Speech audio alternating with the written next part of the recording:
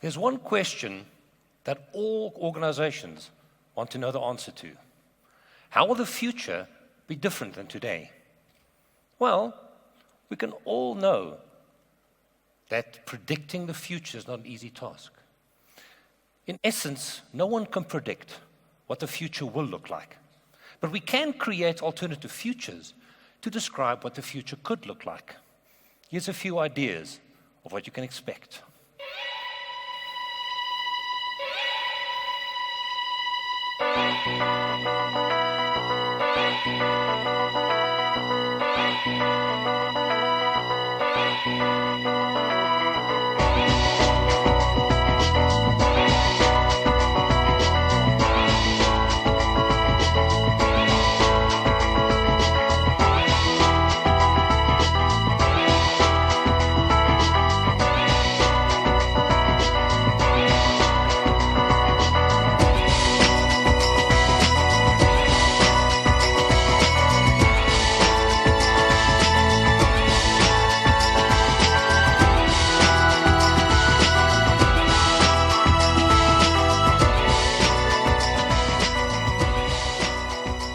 I've been honored to be asked to create a 13-episode TV series to talk about the possibilities of the future.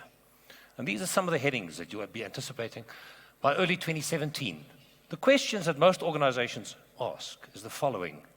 How can we unlock this possibility? Well, right there, you'll see a Nokia Ozo camera. This is a 360-degree virtual reality camera that allows people to create a movie where you're immersed inside the movie, not watching a screen. And that's exactly what Cyrus is looking at right now. So Cyrus, what are you seeing? It's unbelievable, so immersive. This virtual reality is amazing. Thanks, Cyrus. Well, let's leave Cyrus. He's in his own world. Interestingly enough, imagine 10 of those cameras around a soccer pitch, and you'll sit inside a soccer stadium. And then if you see your team close scoring on the other side, you'll put one of those helmets on, and you'll be able to see what they are doing live in front of you. At the end of the day, you won't be able to know the difference between what was real and what was virtual. By 2025, we'll start seeing London changing.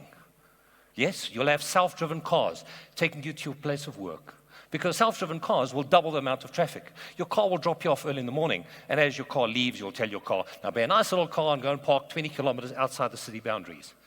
Oh, and pick 3 people up on the way there. Oh, cancel that last order. Why don't you pick up people all day long? And when you pick me up at 5 o'clock in the afternoon, you'll take me home. This will change the structure of London, changing parking lots into office spaces and accommodation units. And cars itself will change. You see, smart material allows us to store energy in the body panels itself. The car becomes the battery. I see this future where my daughter picks me up from the airport and says, Dad, I've got some bad news for you. I scratched the battery.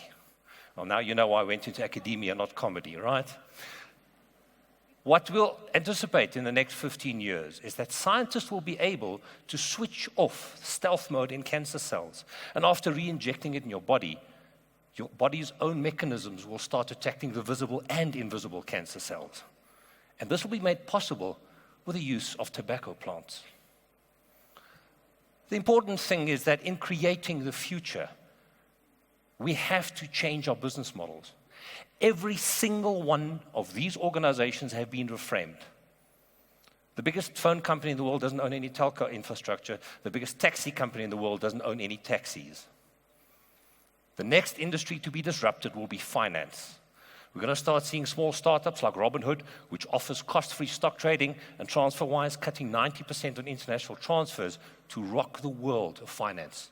But we also see some opportunities in the world of finance, where technologies like blockchain enables companies to store records in the fabric of the internet and which can never be deleted.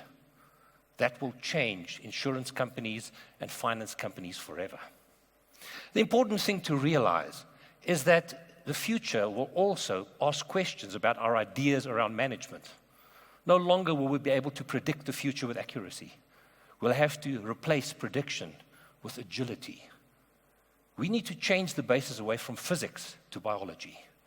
For those of you that want to know more, you can take a look at my TEDx talk on my website about complex adaptive systems. There's one important message. The future already happened. You just need to know where to look. I'm Pieter Geldenhuys, tour guide to the future.